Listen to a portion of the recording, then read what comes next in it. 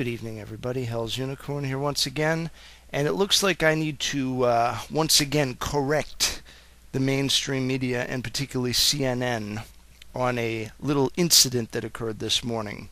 Ron Paul, being the traditional campaign politicker, the one who goes out there and campaigns the old-fashioned way, decided to go and make an appearance at a local diner in Manchester called Mojo's Diner, and proceeded to be mobbed by over 100 reporters.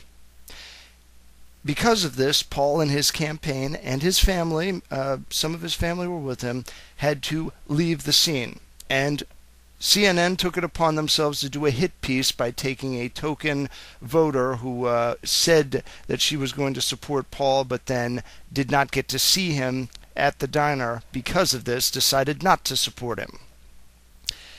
This reeks of typical classic corporate media BS, but in order to provide some context, I'm going to read a couple of press releases regarding exactly what happened at this diner and the reason why Paul had to leave, and it will go as such.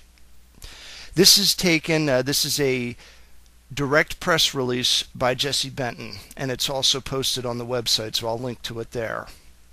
Jesse Benton, National Campaign Chairman for the Ron Paul campaign, released the following statement today in regards to the media incident in Manchester, New Hampshire this morning.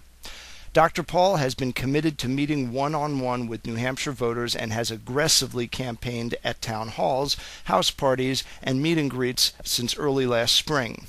This morning, he attempted to hold an event at Mojo's Diner in Manchester to speak with patrons and supporters in the last push before the New Hampshire primary. Unfortunately, Dr. Paul and his family were forced to leave after over 120 members of the press created a mob-like atmosphere that was deemed to be unsafe for the candidate, Mojo's customers, and reporters themselves. If you actually look at video of the way the place looked, it's similar to the scene that was at that bar in Rhode Island that burned down when Great White were playing at it.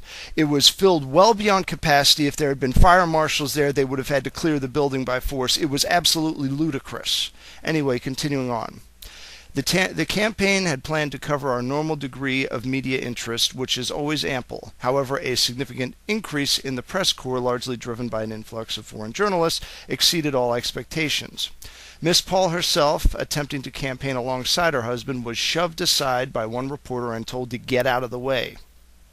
While we are very welcoming of media coverage and grateful for the interest in Dr. Paul and his campaign, basic safety simply must come first. On behalf of Dr. Paul and his campaign team, I would like to apologize to customers at Mojo's who may have been distressed by this incident and extend our gratitude and apologies to the owners who were kind enough to have us. We ask the press at all upcoming events over the next day and a half to be respectful of both Dr. Paul and the New Hampshire voters. Trust me, Jesse, they're not going to be. That's not their job, particularly the ones from CNN, MSNBC, Fox, ABC, and all of these other fake news organizations. And finishing this off, who are entitled to examine their candidate in a safe and responsible atmosphere. Okay, and on top of that, I'm going to read another article that goes a little bit further into exactly how out of control this is getting. Ron Paul's wife... All right, actually, I should read the title, too. This is also linked down below. This is on Portsmouth Patch. All right. Paul campaign says wife shoved by reporter. Ron Paul's wife, Carol, was shoved by a reporter at a Manchester diner this morning as a crush of press created a mob-like atmosphere, his campaign said in a new news release. The incident occurred while Paul was attempting to campaign at Mojo's, a diner in the city. More than 120 media members packed the diner, creating an unsafe situation and forced Paul to leave, his campaign said. A significant increase in the press corps, largely driven by an influx of foreign journalists, exceeded all expectations, his campaign said in a statement. While we are very welcoming of media coverage and grateful for the interest in Dr. Paul and his campaign, basic safety simply must come first. On behalf of Dr. Paul and his campaign team, I would like to apologize to customers at Meet Mojo's who may have been distressed by this incident and extend our gratitude and apologies to the owners who were kind enough to have us. After the incident, Paul headed to the Timberland facility in Stratham, where the media situation was much more tame. There were roughly 50 members of the media there. Paul's wife was in attendance and waved to the crowd when she was introduced by her husband. During his speech to employees, Paul was flanked by a pair of what appeared to be bodyguards dressed in black trench coats, an unfamiliar sight at his campaign stops over recent weeks. After his speech, Paul ducked out a side door when approached by reporters. Now, finishing this all up, I just want to put all of this into perspective for all of you. Over 40 years ago, Robert Kennedy was assassinated during a press mob scene that is comparable to this. And I will tell you right now that there are tons of people out there who would benefit greatly from Ron Paul not being elected. And on top of this, I would just also like to say that there are even people in CNN who would stand to not lose a lot if Paul were happened to croak a little early before getting elected. In fact, I would go so far as to say that Gloria Borger, the last one who did a hit piece on Dr. Paul, might not be losing too much sleep over Paul being assassinated, since her lobbyist husband would still be rolling in the dough churned out by the government in corporate subsidies. I've said before, or I've at least hinted before, that I think that the mainstream media and most establishment media organizations are not friends of the First Amendment. They are actually enemies of it. And this is a clear example of it. People say freedom of speech this, freedom of the press that. Well, you know something? If somebody is in danger of being injured or, heaven forbid, actually being killed, I'm sorry. The right to life trumps all of that stuff. Anyone who lets it get into their heads that Paul was being unreasonable in having a security detail with him is a bona fide moron. We have too much history in this country of stuff like this happening because a mob scene starts. A mob scene is ideal territory for a would-be assassin to come in and do bodily harm and, yes, even kill a political candidate whose views are definitely polarizing.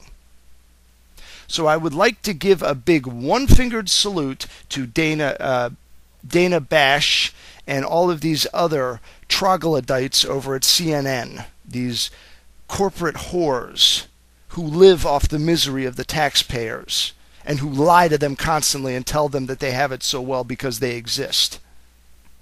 I am recommending that anybody and everybody with an ounce of decency not watch CNN.